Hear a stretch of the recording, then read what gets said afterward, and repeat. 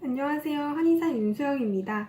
오늘은 아이들을 위한 동화이자 어른들을 위한 우화인 뮤지컬 위키드를 살펴보도록 하겠습니다. 뮤지컬 위키드는 프랭크 바움의 동화 오즈의 마법사의 스핀오프로 볼 수가 있는데요.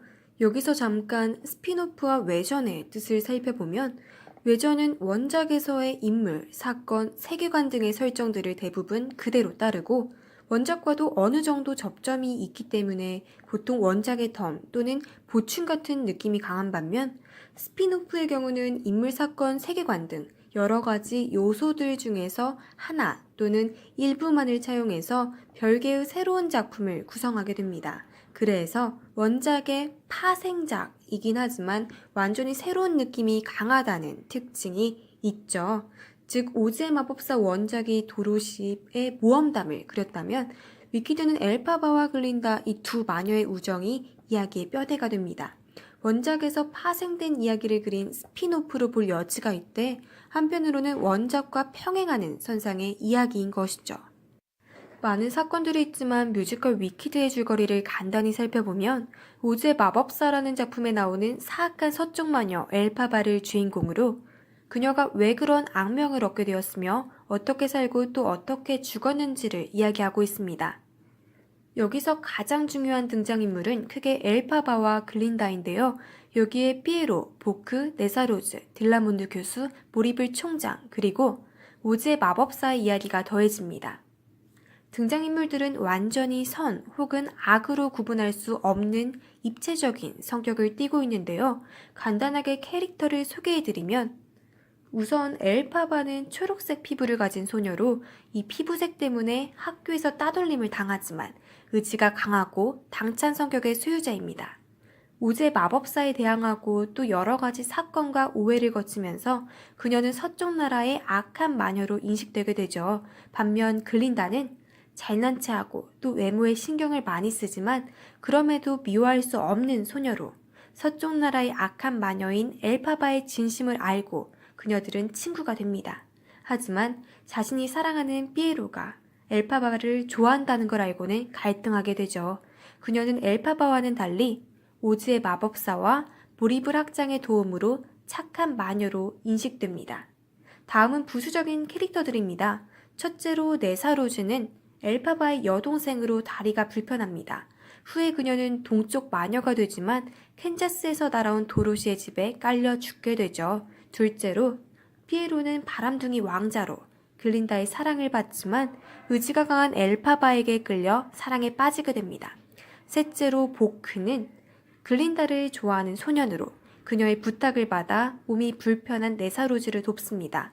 넷째로 딜라몬드 교수는 슈즈대학의 교수로 재직 중이며 염소입니다.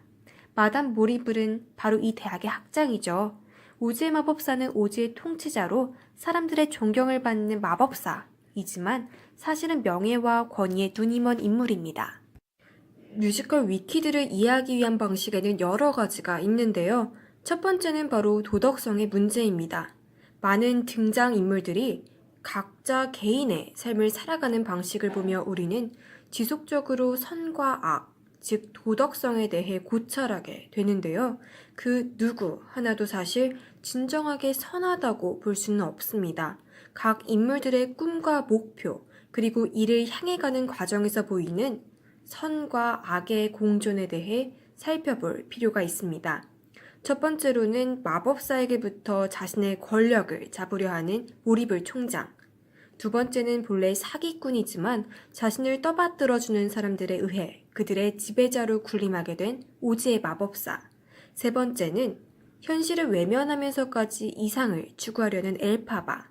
마지막으로 자신의 야망을 이루기 위해 주변의 많은 사람들을 희생시키는 글린다는 결국 우리들의 모습으로 사회적인 메시지와 함께 성찰적인 메시지도 함께 담고 있는 것입니다.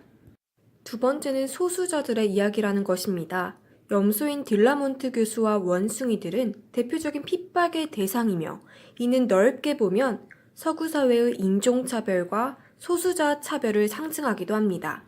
초록색 피부의 나쁜 마녀 엘파바 역시 소수자를 상징하며 이들의 편에 서서 기득권층에 저항하죠.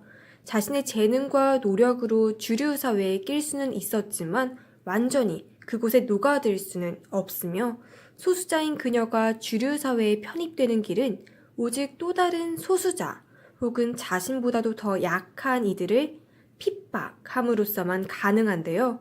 보통 사람들과 다르기 때문에 명백히 구분할 수 있는 잣대인 초록색 피부가 있었기 때문에 손쉽게 적이자 악인으로 규정된 그녀. 어찌 보면 동화만큼이나 현실도 잔혹하다는 생각이 듭니다. 세 번째는 착한 마녀와 나쁜 마녀, 이 두 마녀의 성장기로 바라보는 것입니다. 먼저 나쁜 마녀 엘파바의 성장기입니다.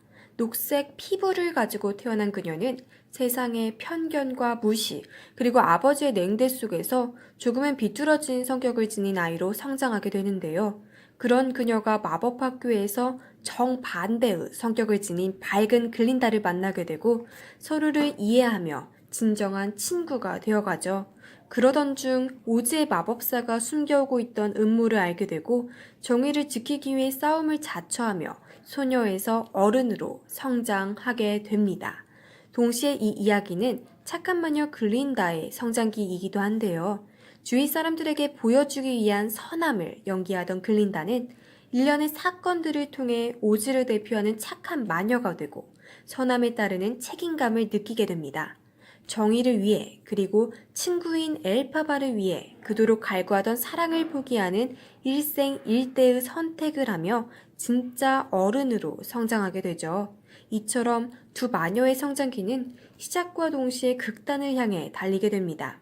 주위의 무시를 받던 엘파바는 자신의 능력을 이용해 정의를 위하는 마녀가 되고 싶었고 글린다는 모두의 애정을 받으며 연인인 피에로와의 행복한 삶과 또 마녀로서의 성공을 꿈꾸었죠. 두 마녀의 전혀 다른 학창시절, 이후 타이에 의해 서쪽의 나쁜 마녀가 된 엘파바와 스스로 선택한 착한 마녀의 길을 걷는 글린다의 삶이 대비를 이룹니다. 성숙이란 여러 가지 측면이 있는 우리의 삶을 통합해 건강하고 바른 통합된 자아로 채워나가는 과정입니다.